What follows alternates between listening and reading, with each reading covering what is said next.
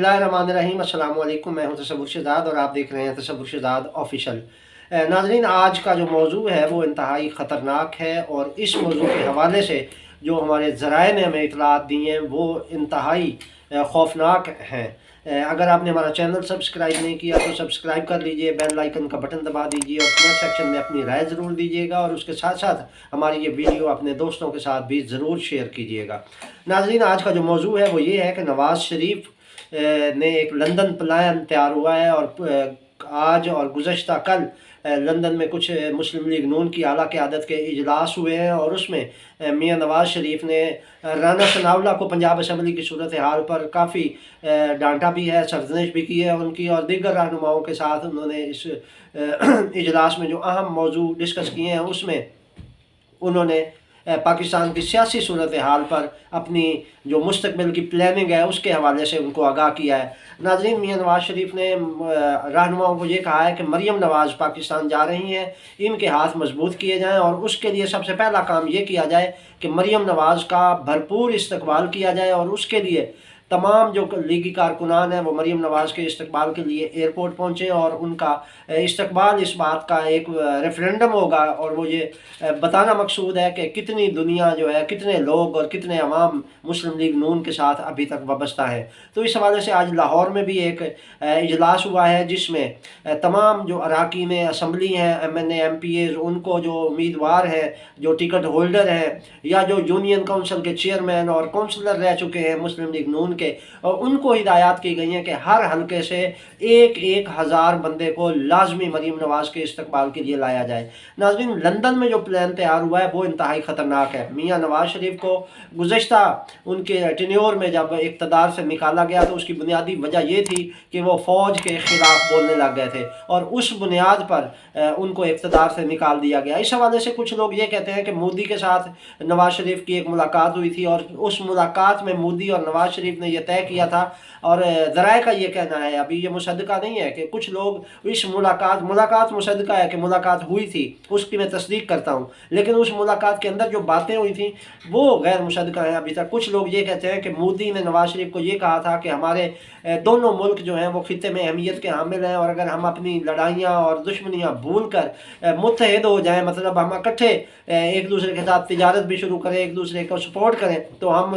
दुनिया में अपने आप को मजबूत बना सकते हैं। तो इस हवाले से नवाज़ शरीफ ने मोदी के इस मौक़िफ़ से इत्तफ़ाक़ किया था और नवाज़ शरीफ को ये कहा गया मोदी की जानिब से कि आपकी जो हमारे खित्ते में ये कशीदगी पैदा होती है, हमारी सरहदों पर जो झड़पें होती हैं वो पाक फ़ौज की वजह से होती हैं, लिहाजा आप अपनी पाक फ़ौज को कंट्रोल करें, मैं अपनी फ़ौज को कंट्रोल करता हूँ, तो इस तरह हम खित्ते में अमन ला सकते हैं, जमहूरियत ला सकते हैं और आमरीत का रास्ता रोक सकते हैं। तो नाज़रीन, लोग ये कहते हैं कि नवाज़ शरीफ इस बात पर मुत्तफ़िक हो गए थे और उन्होंने मोदी को यकीन दहानी करवाई थी कि वो फ़ौज को कंट्रोल करेंगे और खित्ते में अमन के लिए भारत के साथ मिलकर चलेंगे।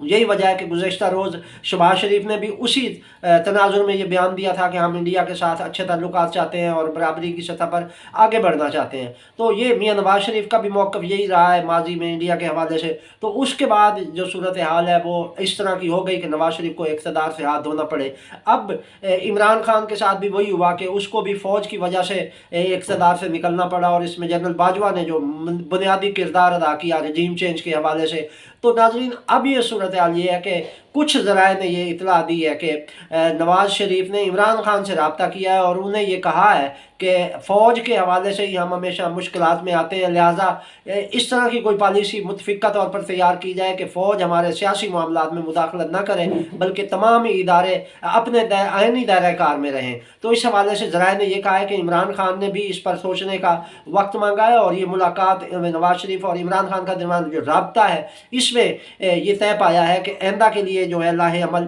वो बनाया जाएगा और फ़ौज को उसके आइनी किरदार तक महदूद किया जाएगा। नाज़रीन, लंदन से जो इतलात आई है उसमें ये है कि मगरबी कुफ्तों ने ये एजेंडा दिया है और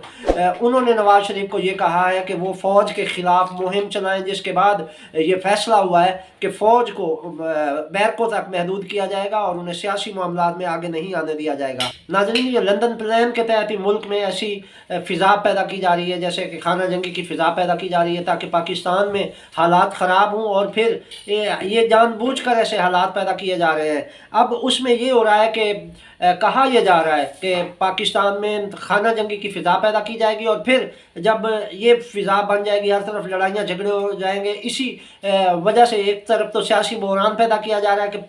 پیپلز پارٹی کے کارکن پی ٹی آئی والے نون لیگ کے اور آپس میں یہ دست و گریباں رہے، اور دوسرا اس سیاسی کشیدگی کے ساتھ ساتھ مذہبی منافرت کو بھی ہوا دی جا رہی ہے، اور یہی وجہ ہے کہ ابھی جو بل پاس کروایا گیا ہے اس کے رد عمل کے طور پر ظاہر ہے دوسرے مکاتب فکر کے لوگ اعتراض کریں گے، اور یوں جو پاکستان میں ایک فضا خراب ہوگی تو اس سے ملک میں ایک خانہ جنگی کا ماحول پیدا کرنے کی ضرورت ہے۔ اب مریم نواز بھی آ رہی ہیں، تو مریم نواز انتہائی خطرناک ایجنڈا لے کے ملک میں انارکی پھیلائی جائے گی، اور اس کے بعد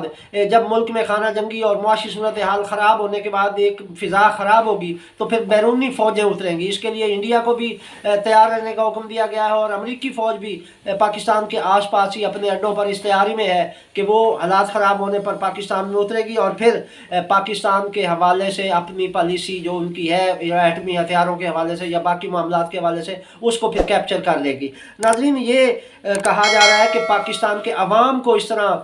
کیپچر کر لیا جائے کہ وہ آگے سے بول نہ سکیں۔ آپ کو یاد ہوگا کہ کرونا ویکسین کے حوالے سے جب لوگوں نے اعتراض کیا کہ یہ کرونا ویکسین ہم نے نہیں لگوانی اور عوام کی طرف سے رد عمل آیا، تو اس پر انہوں نے جو حربہ استعمال کیا تھا گورنمنٹ کی جانب سے وہ یہ کیا گیا کہ ان کی موبائل فون سمیں بند کر دی جائیں، جو کرونا ویکسین نہیں لگوائے گا اس کی موبائل فون سم بند کر دی جائے گی۔ یہ پالیسی آنا تھی تو لوگ دوڑ پڑے اور لوگوں نے کہا نہیں ہمیں ویکسین لگا لیں، ہماری موبائل فون سمیں بند نہ کریں۔ تو ناظرین، یہ عوام کا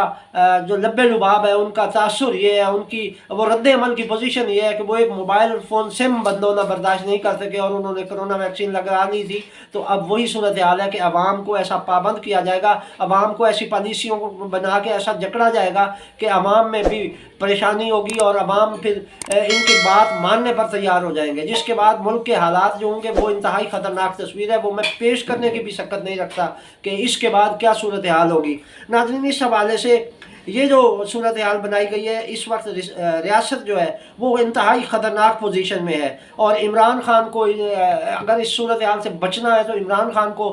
پالیسی میں تبدیلی لانا ہوگی اور تھوڑی لچک کا مظاہرہ کرنا ہوگا۔ عمران خان یہ کہتے ہیں کہ وہ چوروں کے ساتھ نہیں بیٹھیں گے اور ان کو NRO نہیں دیں گے، لیکن اس وقت جو پوزیشن ہے وہ ریاست کی بقا کا معاملہ ہے۔ ناظرین، اگر عمران خان اس میں لچک دکھاتے ہیں اور کچھ معاملات مل بیٹھ کے طے کرتے ہیں تو ہو سکتا ہے کہ ریاست کے معاملات بہتر ہو جائیں، ادروائز جو صورتحال ہے وہ سیاسی کوفتے اگر اسی طرح جہادی پوزیشن اور جنگی صورتحال میں رہیں تو پھر ملک میں نہ امن قائم ہوگا، نہ ملک کی معیشت بحال ہو سکے گی، اور نہ ہی کوئی مستقبل میں بہتری کی امید ہے۔ ناظرین، یہ وہ خطرناک حالت ہے اگر اس پہ سیاسی قوتیں اپنا کردار ادا نہیں کرتی۔ ان کو سوچنا چاہیے سیاسی قائدین کو کہ اگر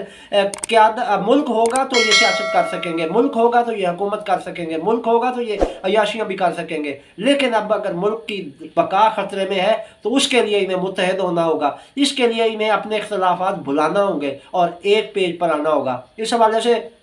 ہمارے آرمی چیف کی ذمہ داریاں اور زیادہ بڑھ گئی ہیں کہ جو سازشیں ہو رہی ہیں یہ صرف ملک کے خلاف نہیں، پاک فوج کے خلاف بھی سازشیں ہیں، اور ان سازشوں کا توڑ کرنے کے لیے جہاں فوج کو بیدار رہنا پڑے گا وہیں عوام کو بھی اپنی فوج اور اپنی حکومت کی پشت پر کھڑا ہونا پڑے گا۔ اگر عوام، حکومت اور فوج یہ تینوں ادارے متحد ہو کر ان حالات کا سامنا کرتے ہیں تو پھر ہم اس بحران سے نکلنے میں کامیاب ہو جائیں گے۔ بصورت دیگر آگے اندھیرا ہی اندھیرا دکھائی دے رہا ہے۔ تو صبر شداد کو اجازت دیجیے، اللہ نگہبان۔